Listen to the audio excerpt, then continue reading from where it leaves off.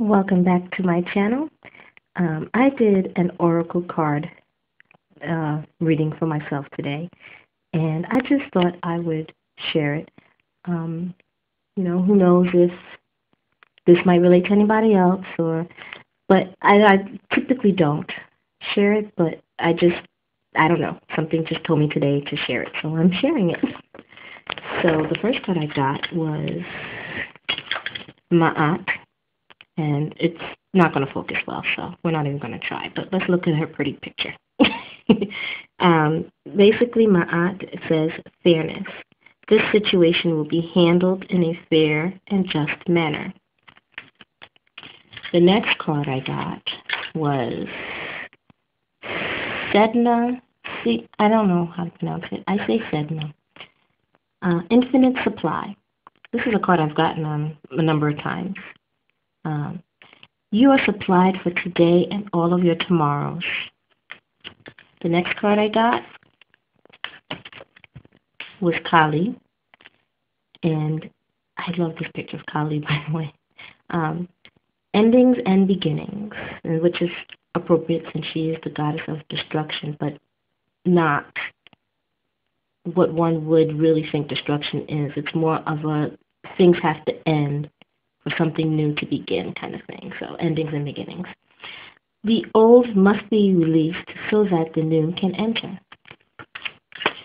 Then this card, I do a 3-card pull. However, this one wanted to come along with Kali, so I kept it out. This is Vestia, and it's home. Your household situation is improving either through a move or a healthy change in the occupants. So my interpretation of the cards, honestly, I'm not quite certain what my aunt is trying to tell me. Because I'm not really cognizant of a situation that needs handling or whatever, and maybe there is, and I just can't think of it. Sedna, Infinite Supply card, I feel, has to do with, I think it has to do with financial situations. We have been having some financial crunches, as many, not just in the U.S., but around the world is having currently. So I know I'm not alone, but we've had some financial crunches. And I think this card is trying to let me know that the universe takes care of things in its own time, and that we will be taken care of, and that I don't need to worry about will we be able to, afford this or that, and, especially because my daughter's birthday is coming up in May. So, trying to figure out what we can get her and things like that. Kali, I don't know, but I have a feeling that this is dealing with a number of things for me. One is, as I've mentioned in several other videos, me dealing with my feeling of self-worth and how I view myself. And I need to release some of the old things or thought patterns that I've had that's basically holding me back. Growing up, I have dealt with emotional and verbal abuse from my stepfather, and a lot of that does come into play with how I view myself, even though we have reconciled and we've, come to a newer understanding and a much different relationship now. And ourselves are in a better place with each other. But some of that damage that was inflicted still lingers. And that's something I have to work on. I've always spent my life trying to push it back, put it behind me or put it in a box and put it in a dark closet and lock it away and then cement that closet door kind of thing. And I need to break through that cement and open up that box and really take things out and look at it and examine it in order to get better. So I do need to release a lot of my old notions about myself. I also think this has to do with my attempting to live healthier.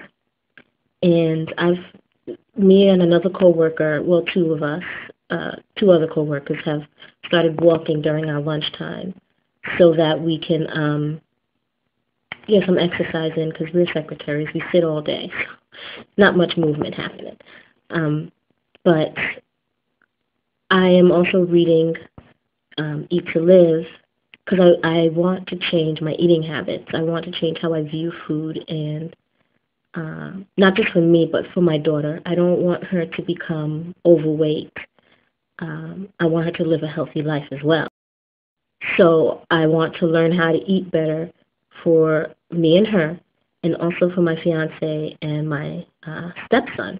I want us all to eat healthier, and my stepson has even expressed wanting to lose weight.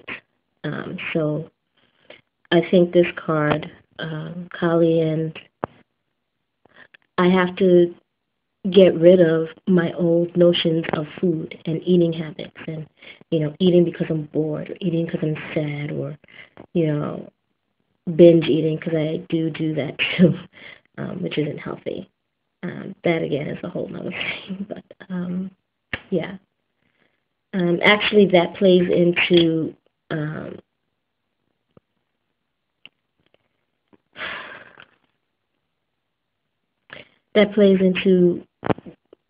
releasing my thoughts about myself.